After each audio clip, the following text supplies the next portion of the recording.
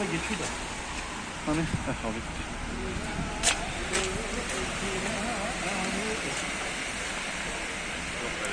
Ben de ayağımda çıkardım.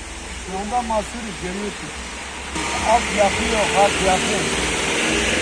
Bu yağmurlar normaldir, yani bizim altyapımız yok maalesef. Karşıdan karşıya geçmek için. Evet.